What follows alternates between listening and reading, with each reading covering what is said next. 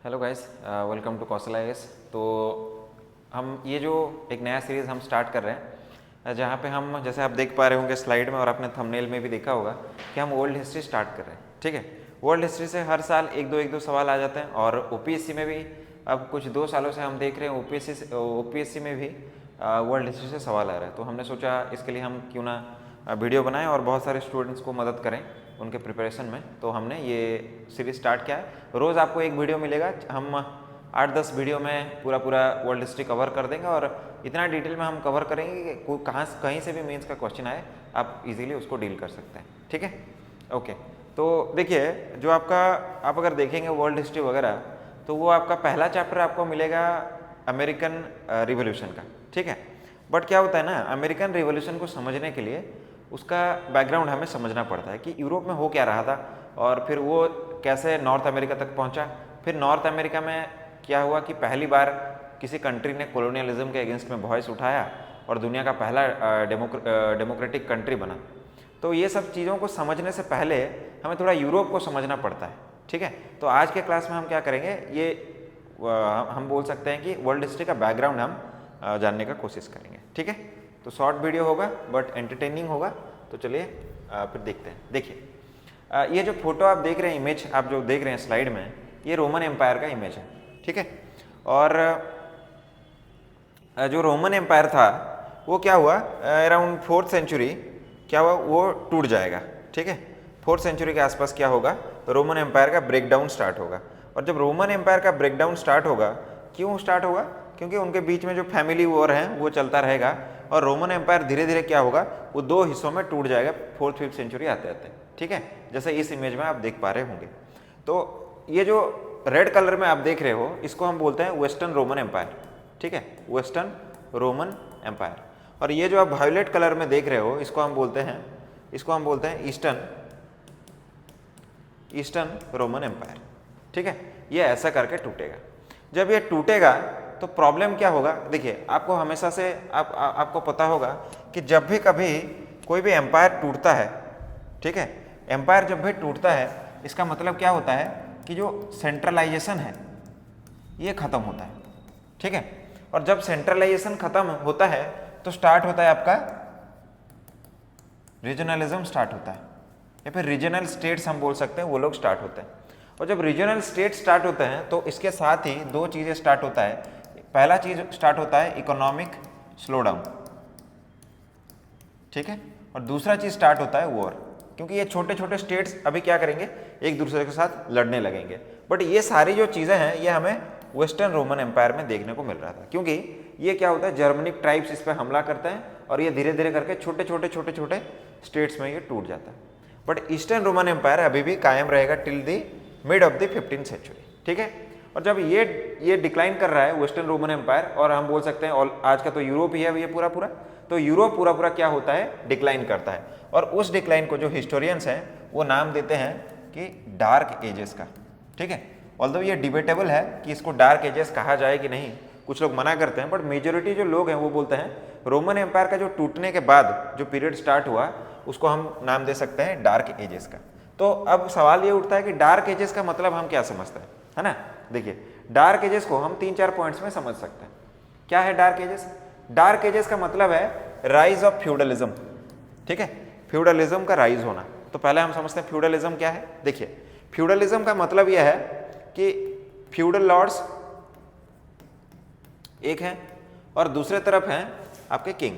ठीक है, feudal lords को हम बोल सकते हैं रीजनल रूलर्स। ठीक है, ये लोग हैं। इनके बीच में रिलेशन क्या रहेगा, किंग इनको क्या देंगे, किंग इनको देंगे जमीन, लैंड। ठीक है, बदले में क्या होगा, ये लोग इनको देंगे सर्विसेज। सर्विसेज बहुत तरह की हो सकती हैं। सर्विसेज लाइक मिलिट्री में सर्विस देना हो, आर्मी भेजना हो, एडमिनिस्ट्रेटिव में मदद करना हो, रेवेन्यू कलेक्शन में फाइनेंशियल सर्विसेज उनको देना है, तो ये सर्विसेज इनको देते थे।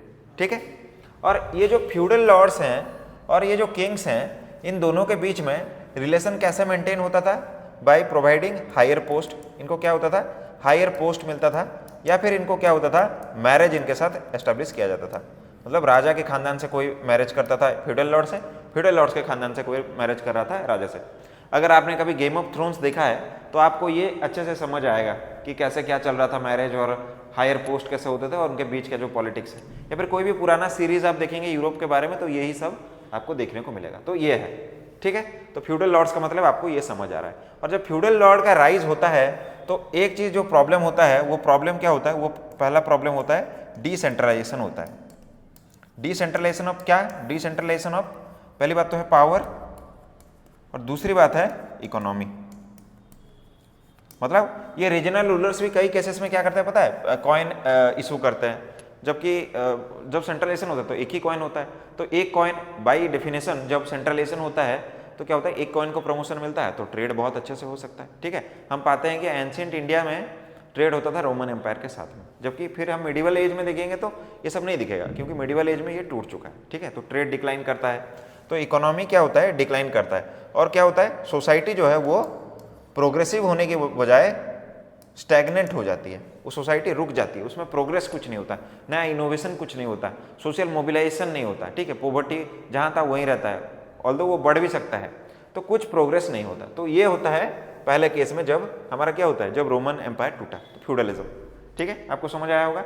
सेकेंड बात है ट्रांसफॉर्मेशन ऑफ इकोनॉमी। अभी हमने बात किया कि जब भी डिसेंट्रलाइजेशन होगा तो क्या होगा, ट्रेड एंड कॉमर्स क्या होगा, डिक्लाइन कर जाएगा, क्योंकि पैसा ही डिक्लाइन कर जाता है उस टाइम पे।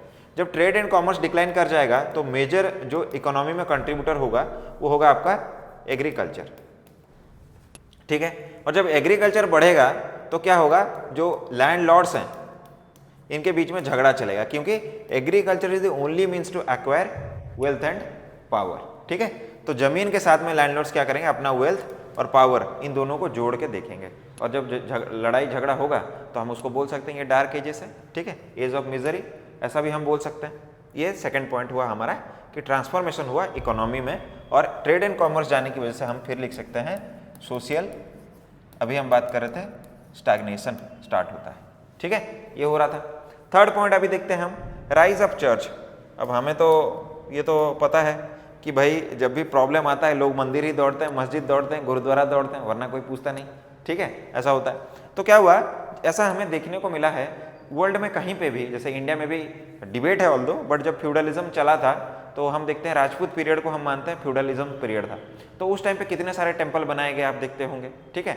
सिमिलरली कि ऐसा देखा गया है कि दुनिया भर में जब भी फ्यूडलिज्म कहीं पे भी स्टार्ट होता है तो क्या होता है, वो रिलीजन पे बहुत ज़्यादा एम्फेसिस डालता है, और फ्यूडलिज्म के ग्रोथ के साथ में क्या होता है, रिलीजन का भी ग्रोथ होता है, ठीक है, रिलीजन का भी साथ में ग्रोथ होता है।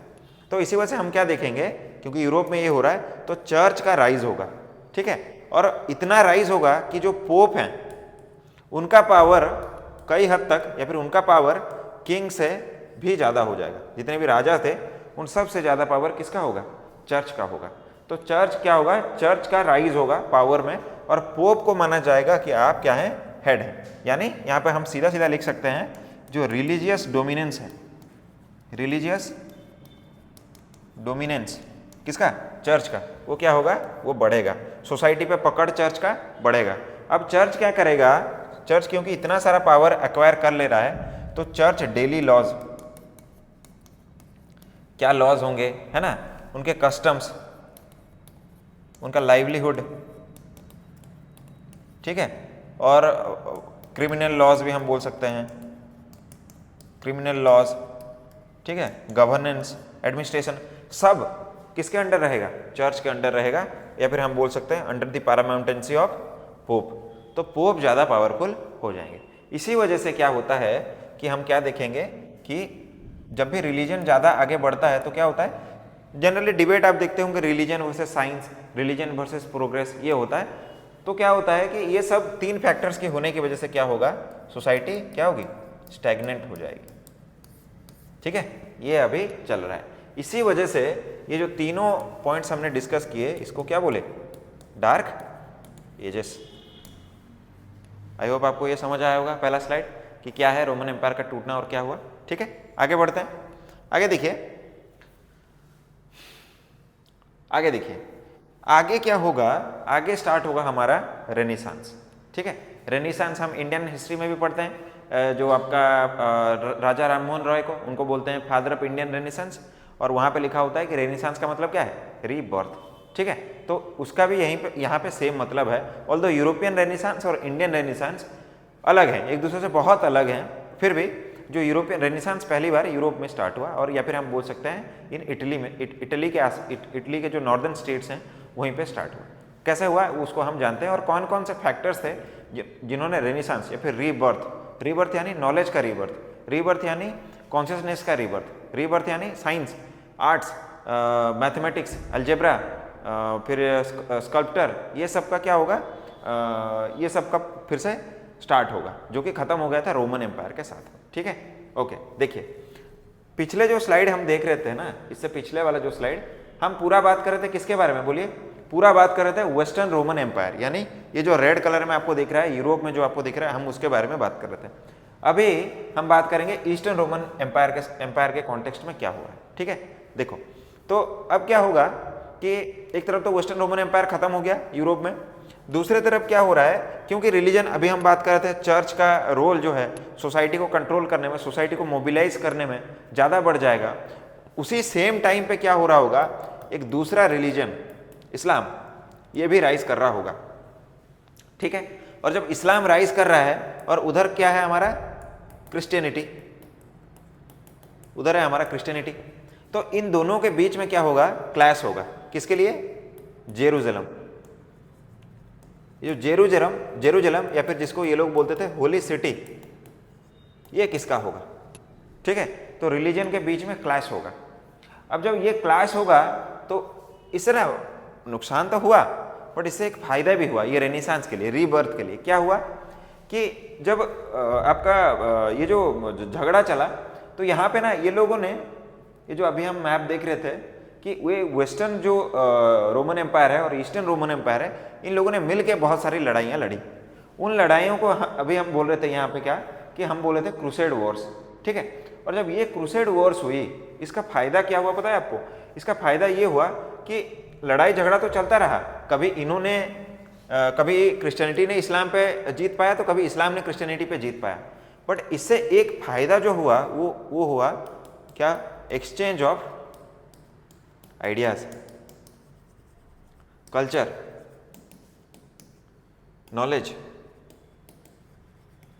एटसेट्रा, ये सारे क्या हुए, एक्सचेंज हुए। कभी इन्होंने उनके टेरिटोरी पे कब्जा किया, कभी उन्होंने इनके टेरिटोरी पे कब्जा किया। तो पहली बार क्या हुआ, जो सोशल स्टैग्नेशन था बहुत पहले वेस्टर्न रोमन एम्पायर में, वो इन आइडियाज के चलते वो क्या हुआ, वो धीरे धीरे ट्रांसफॉर्म होना स्टार्ट हुआ। फॉर एग्जाम्पल मिडिवल टाइम्स में हमें पता है अरब मर्चेंट्स का दुनिया भर में कब्जा था। अरब मर्चेंट्स, जिसको यूरोप में डार्क एज बोला जा रहा है, उसी पीरियड को ही हम, जो मिडिल ईस्ट है हमारा, उसमें हम बोलते हैं गोल्डन एज ऑफ इस्लाम। समझ रहे हैं, यूरोप को बोल रहे डार्क एज, उधर जो हमारा एशिया है, वेस्टर्न एशिया और मिडिल एशिया, उसको हम बोल रहे हैं गोल्डन एज ऑफ इस्लाम। तब कैलिफेट्स राइज कर रहे थे, अब्बासिड कैलिफेट्स, ये सब नाम आपने सुने होंगे, है ना, रशीदुन कैलिफेट, ये सब आपने नाम सुना होगा। तो अरब मर्चेंट्स का डोमिनेशन था, और इन लोगों ने क्या हुआ, इनके साथ कांटेक्ट में आके वॉर की वजह से, एटसेट्रा की वजह से, इन्होंने बहुत आइडियाज़ लाइक जो आपके बोल सकते हैं हम नॉलेज में, जैसे अलजेब्रा, ठीक है, अकाउंटिंग, मैथमेटिक्स, ये सब उन्होंने क्या किया, इंट्रोड्यूस कर दिया। कहाँ पे, यूरोप में धीरे धीरे करके वो आइडियाज़ एक्सचेंज होने लगे, जो कि आगे हमें देखेंगे रिफ्लेक्ट होते हुए। ठीक है, तो पहला फैक्टर जिसने रेनेसांस को प्रमोट किया वो था क्रूसेड वॉर्स। ठीक है, अब सेकेंड पॉइंट और मोस्ट इंपोर्टेंट पॉइंट है आपका फॉल ऑफ कॉन्स्टेंटिनोपल। ठीक है, तो कॉन्स्टेंटिनोपल क्या है, देखिए कॉन्स्टेंटिनोपल है हमारा, अभी हम बोल रहे थे कि ईस्टर्न रोमन एम्पायर के बारे में बात करेंगे। तो ये जो आज आप देख रहे हैं ना टर्की, इसको तुर्की करके नाम चेंज किया गया, ये पॉइंट, रुकिए मैं थोड़ा कलर बदलता हूँ ताकि आपको दिखे, ब्लू ग्रीन कलर लेते हैं। हाँ, तो ये जो आपको दिख रहा है ना यहाँ पे ग्रीन दिख रहा होगा क्या, ठीक है, ये जो ग्रीन कलर आपको दिख रहा है, ये सॉरी, ये जो पिंक मैं कर देता हूँ, हाँ, ये जो कलर आपको दिख रहा होगा यहाँ पे, आज जिसको हम इस्तांबुल बोलते हैं, ठीक है, इस्तांबुल, उसी का नाम था आपका कॉन्स्टेंटिनोपल।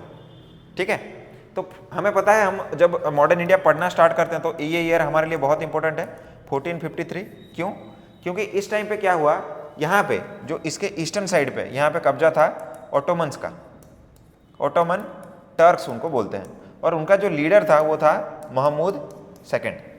इसने क्या किया, ये जो लास्ट स्ट्रॉन्ग होल्ड था, जो ईस्टर्न रोमन एम्पायर बचा हुआ था तभी, इस पे इसने क्या किया, हमला कर दिया 1453 में।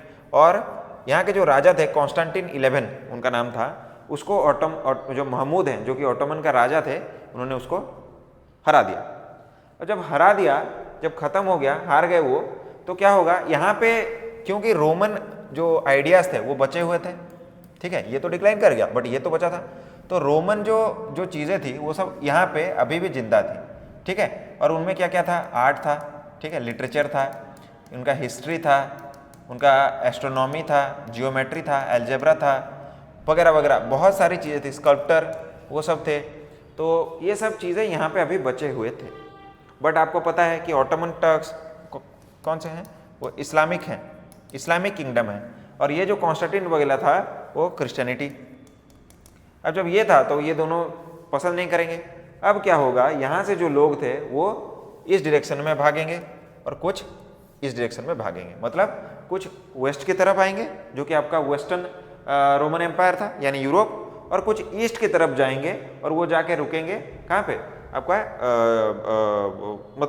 जो आगे जो है तुर्की के आगे वो जाने का कोशिश करेंगे। बट जनरली मेजरिटी जो लोग थे वो वेस्ट की तरफ मूव किए, और उनमें से जो ज़्यादातर लोग थे उनको शरण मिला यहाँ पे। यहाँ पे दो सिटीज़ बहुत फेमस हैं, एक था आपका वेनिस और एक था आपका फ्लोरेंस, ठीक है। उन्होंने यहाँ पे आके शरण लिया। ईस्टर्न तरफ, सॉरी मैंने गलत बोल दिया, ईस्टर्न की तरफ तो जा नहीं सकते, एक गए वेस्टर्न की तरफ और एक गए नॉर्थ की तरफ, तो ये दोनों की तरफ उनका मूवमेंट होता है। तो अब क्या होगा कि ये इनको शरण मिलेगा वेनिस में एंड फ्लोरेंस में। और ये दो जो सिटीज़ आप देख रहे हैं ना, ये काम कर रहे थे एज ए सिटी स्टेट्स, यानी वो खुद में वो सिटीज़ थे बट वो काम करते थे एज नेशन, मतलब इंडिपेंडेंट नेशन जैसे वो हैं उस तरह से काम करते थे। और यहाँ पे दूसरा चीज़ ये था कि यहाँ पे जो रूलर्स थे वो मर्चेंट्स थे, मर्चेंट्स, और इनके ऊपर चर्च का ज़्यादा कंट्रोल नहीं था। जैसे वेस्टर्न रोमन एम्पायर में अभी हमने बोला कि पोप सब कंट्रोल करते थे, वैसा इन सिटीज़ में नहीं था।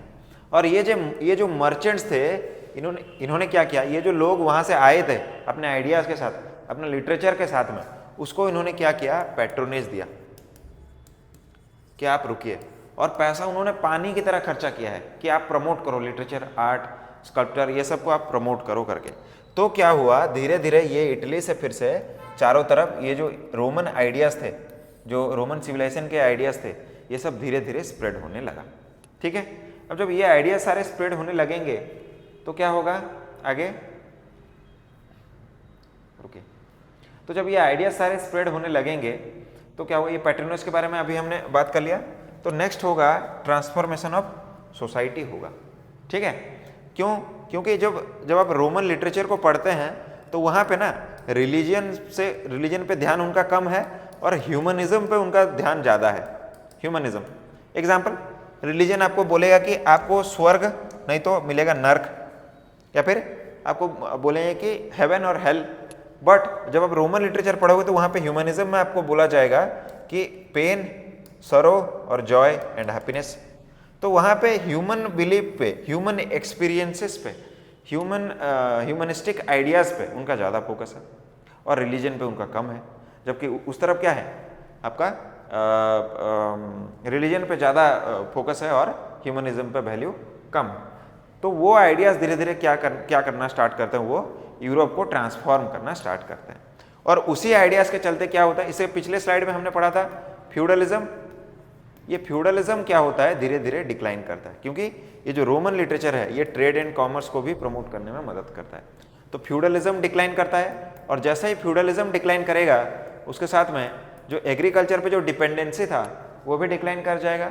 और जब ये दोनों डिक्लाइन करेगा तो राइज करेगा किसका, ट्रेड एंड कॉमर्स का। सेकंड है, Roman literature science and technology को भी प्रमोट करते हैं। वो दुनिया के बारे में थिंकिंग को वो प्रमोट करते हैं। क्वेश्चनिंग, किसी भी चीज़ को नहीं मानना, उसको वो क्वेश्चनिंग को प्रमोट करते हैं। रैशनलिज्म को वो प्रमोट करते हैं। अब जब ये क्वेश्चनिंग और रैशनलिज्म को प्रमोट करेंगे तो बहुत सारे ऐसे लोग होंगे जो चर्च के अगेंस्ट में बोलना स्टार्ट करेंगे और साइंटिफिक डिस्कवरीज स्टार्ट होगा। तो हमने क्या देखा था, फ्यूडलिज्म में क्या हुआ था, सोसाइटी स्टैग्नेंट हो गई थी। अब क्या होगा, क्योंकि ये इन सब चीज़ों को science and tech, thinking, questioning, rationalism, trade and इनको प्रमोट कर रहा है, तो सोशल मोबिलिटी अब स्टार्ट होगा। सोसाइटी धीरे धीरे आगे बढ़ना स्टार्ट करेगी और उसी को हम बोलते हैं आपका क्या, रेनेसांस। तो आई होप आपको ये समझ आया होगा कि किसको हम रेनेसांस बोलते हैं। ठीक है, आगे देखते हैं। आगे तो मैंने आपको ये समझा दिया मैप। फिर आगे देखते हैं ये रेनेसांस क्या करेगा।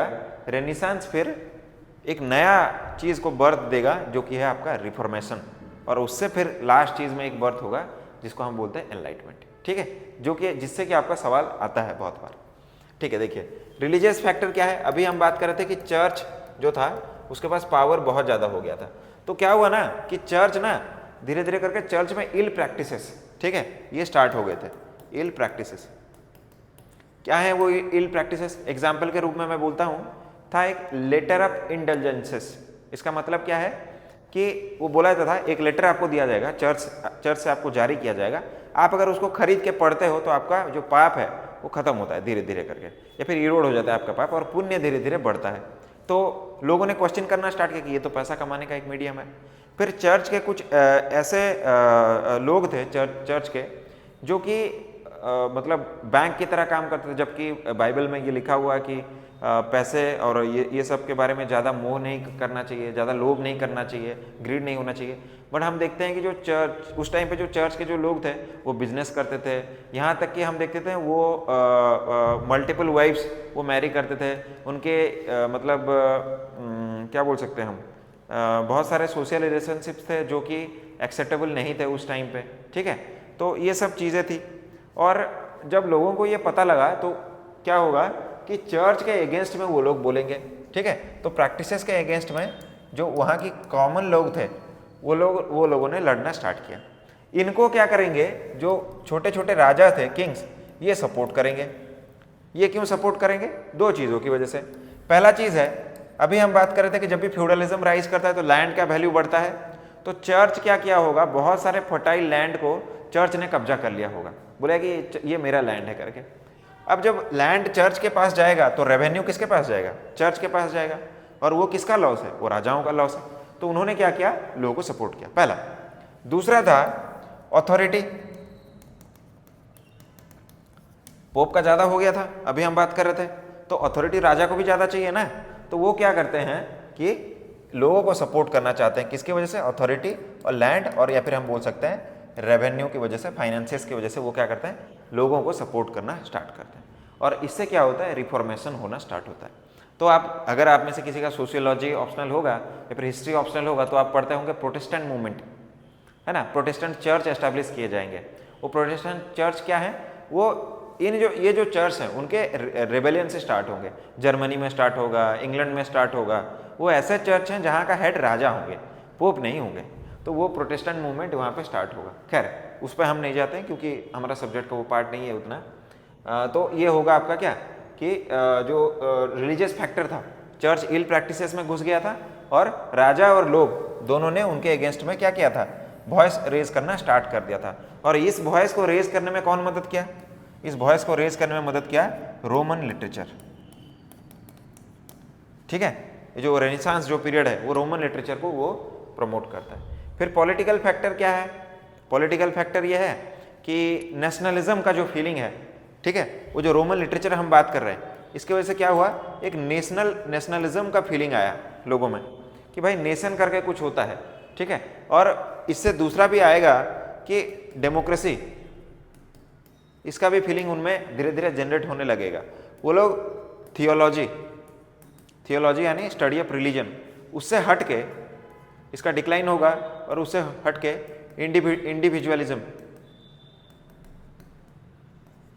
इंडिविजुअलिज्म इसका प्रमोशन होगा।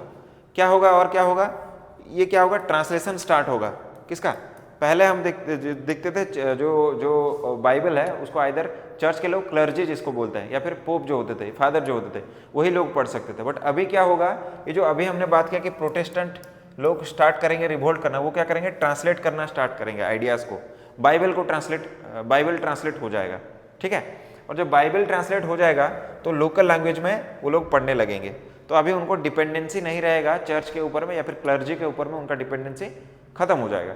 और जैसे ही खत्म होगा, अभी एक चलेगा मार्टिन लूथर, आप नाम सुनते होंगे उनका, वो चर्च के अगेंस्ट में बोलना स्टार्ट करेंगे कि भाई बाइबल में ये लिखा है या ये नहीं लिखा है, बट फिर भी आप कैसे मतलब ये सब काम कर रहे हो जो कि नहीं जो कि बाइबल में मना किया गया है। तो लोग उनके सपोर्ट में बोलना स्टार्ट करेंगे। और एक ये जो मूवमेंट था वो रिलीजियस मूवमेंट था, बट ये पॉलिटिकल मूवमेंट में ट्रांसफॉर्म हो जाएगा, जहाँ पे लोग कोशिश करेंगे कि चर्च के पास जो पावर है उसको छीन लिया जाए और फिर एक हमारे लोगों के हाथ में वो पावर आ सके। ठीक है, तो स्टार्ट हुआ था as a religious movement, but उसका मल्टी डायमेंशनल इफेक्ट रहेगा in polity, in economy, in society.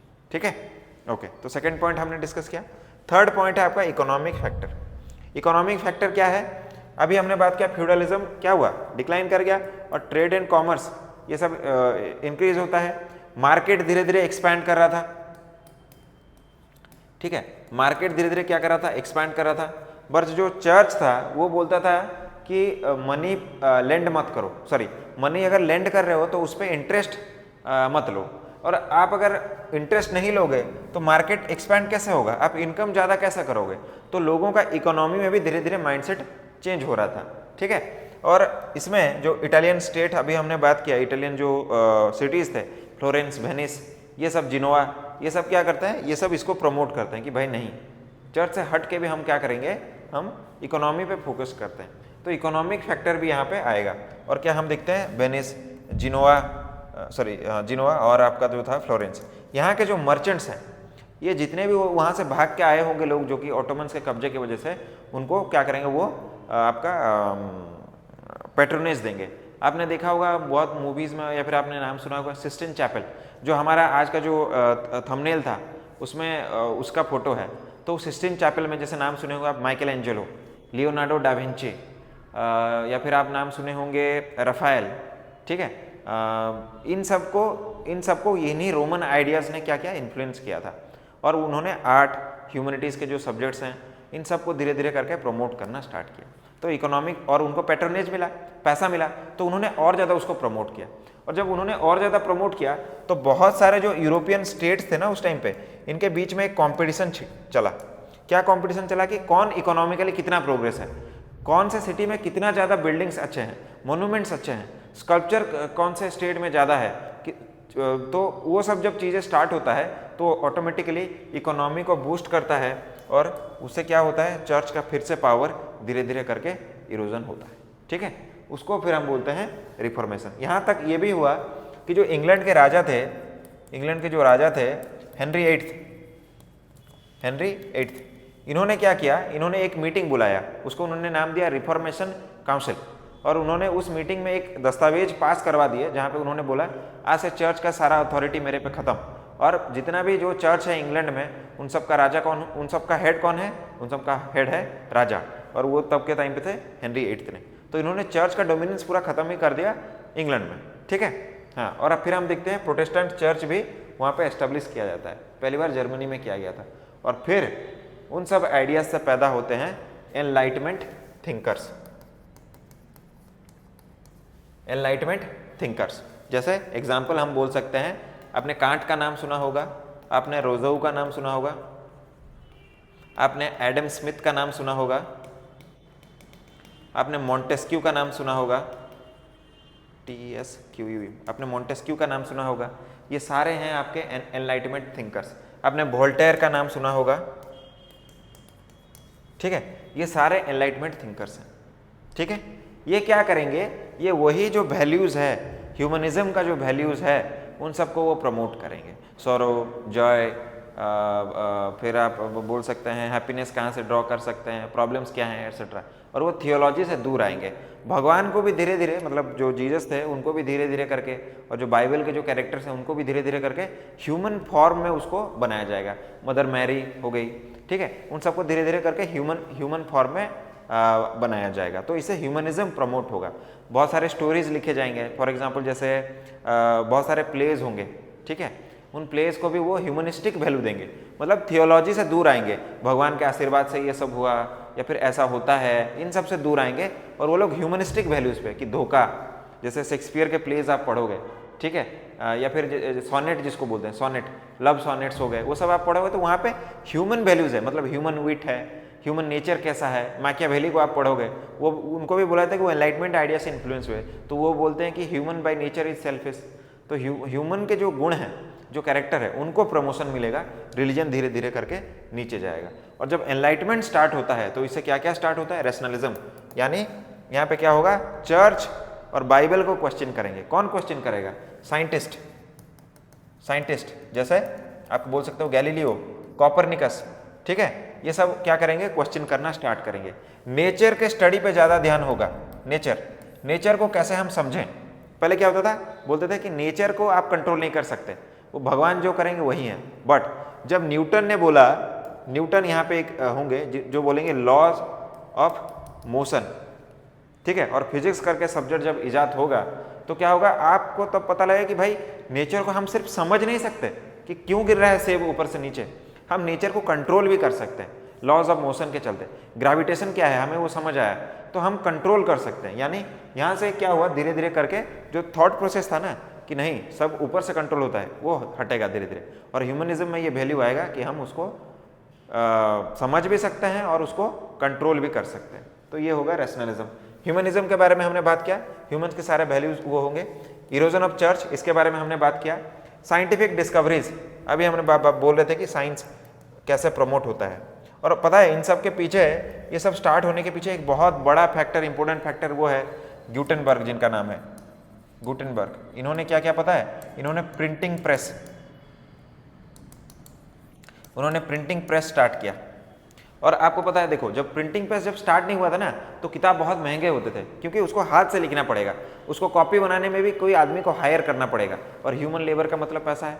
But printing press से कम रुपए में क्या हो सकता है, बहुत सारी किताबें बहुत ही कम टाइम पीरियड के अंदर पब्लिश हो सकते हैं, और उनको लोगों में कम दाम में क्योंकि मिल रहा था तो सब खरीद सकते हैं। तो ये जो प्रिंटिंग प्रेस का इजाद हुआ 15वीं सेंचुरी में, ठीक है, इस टाइम पे क्या हुआ, बहुत सारी किताबें ऐसे, इनके जो आइडियाज़ थे, अभी जो हम पर्सनैलिटीज़ बात करते हैं, मॉन्टेस्क्यू जो कि बोलते हैं सेपरेशन ऑफ पावर्स, फिर आपके जो एडम स्मिथ हैं जो कि बोलते हैं फ्री इकोनॉमी, लिबरल इकोनॉमी, उसको करो, ठीक है। तो इन सब के जो आइडियाज़ हैं वो प्रमोट होने लगे और लोग उनको पढ़ने लगे। ये जो प्लेज जो ह्यूमन वैल्यूज़ को दिखाते हैं, पेंटिंग्स जो हैं उनके बारे में लिखा जाने लगा, न्यूज़पेपर्स आने लगे क्योंकि प्रिंटिंग प्रेस आ गया था। तो उसमें फिर क्या किया गया, एडवोकेट किया गया कि भाई ऐसा करते हैं, ह्यूमनिस्टिक वैल्यूज़ को वो करते हैं। और यूरोप में एक मूवमेंट चलेगा जिसमें सारे लोग क्या होंगे, जुड़ेंगे, और वो रेनेसांस, और फाइनली वो एनलाइटमेंट में एनलाइटमेंट आइडियाज़ को वो प्रीच भी करेंगे और उस एनलाइटमेंट आइडियाज़ को वो होल्ड भी करेंगे। और उसी का प्रभाव हमें जो आगे चैप्टर है, चाहे वो अमेरिकन रिवॉल्यूशन हो, चाहे वो फ्रेंच रिवॉल्यूशन हो, हमें उस सब में इन्हीं आइडियाज़ को हमें वहाँ पे देखने को मिलेगा, ठीक है। ओके, तो साइंटिफिक डिस्कवरीज ऐसा करके प्रमोट होने लगे। और फिर एक चला कि जियोग्राफिकल डिस्कवरीज, अभी हमने बात किया कि इससे इकोनॉमी प्रमोट हुआ होगा ऑब्वियसली। और जब इकोनॉमी प्रमोट होता है तो आपको चाहिए क्या, मार्केट चाहिए।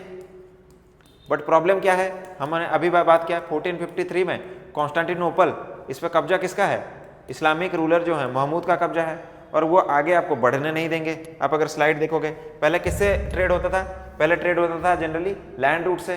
तो यूरोप का जितना भी ट्रेड था वो क्या होता था, यहाँ से होके ऐसे करके पास होता था, रुकिए मैं थोड़ा मिटाता हूँ, यहाँ से ऐसे करके यहाँ से पास होता था। यही सिटी पे तो उन्होंने कब्जा कर लिया है। तो यूरोप का ट्रेड नहीं हो पा रहा था अच्छे से, समझ आए। जब यूरोप का ट्रेड नहीं हो पा रहा था तो अब अभी हमने क्या बात किया कि ट्रेड करने के लिए आपको नए सी रूट्स ढूंढने पड़ेंगे, और जब आप नए सी रूट्स में रूट्स ढूंढोगे तो उसको क्या बोला जाएगा, जियोग्राफिकल डिस्कवरीज स्टेट के लिए। तो हम पढ़ते हैं क्या, 1492 में Columbus discovers North America in his search to India. India ढूंढने गए थे, गलती से नॉर्थ अमेरिका चले गए। 1453 में क्या होगा, वास्को डा गामा, ये अफ्रीका का चक्कर लगा के फाइनली इंडिया में पहुंच जाएंगे। और आपको अगर पीटर द ग्रेट जो रसिया के रूलर रहे, उनका अगर स्टेटमेंट याद हो कि world trade is Indian trade, और जो इंडिया पे कब्जा करेगा वही वर्ल्ड ट्रेड पे कब्जा करेगा, वो स्टार्ट होगा।